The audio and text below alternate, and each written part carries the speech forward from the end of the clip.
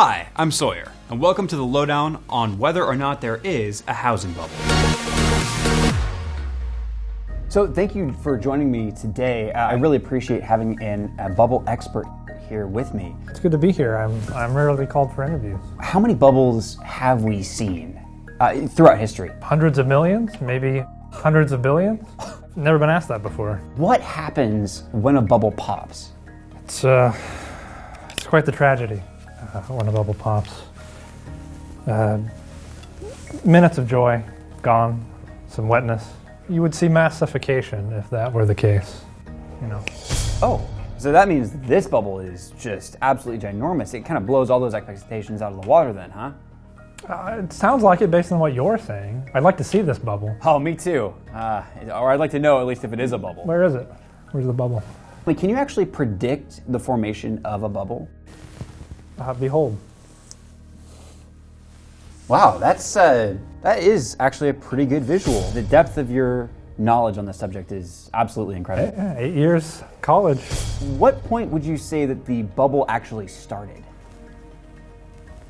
What is the chance that we are in a housing market bubble, and that if it pops, it takes the whole market with it? That would require a lot of soap. Well, you're gonna have to call in a housing expert for that. I'm a bubble professor, okay? Look at this, okay? A recent headline from the Dallas Fed seems to have caused many to worry about whether or not we are in a housing bubble. To be super clear, we don't believe that this is a bubble. We agree with the recent Housing Wire article on this subject that while this is an unhealthy market, it ain't a bubble. Let's talk about history. Comparing current lending standards to what we had between 2002 and 2005 reveals that we're not going to, and haven't been, experiencing the same type of speculative mortgage debt expansion based on unsound credit.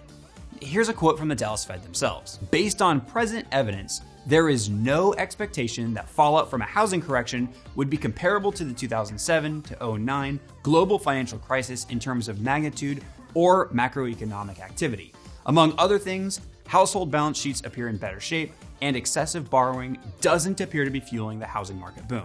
Now, if that's not a recipe for relative relaxation, I'm not sure what is. Better lending standards like we have right now protect us in downturns from experiencing what happened back then. What is concerning, though, is how hot the home price growth has been.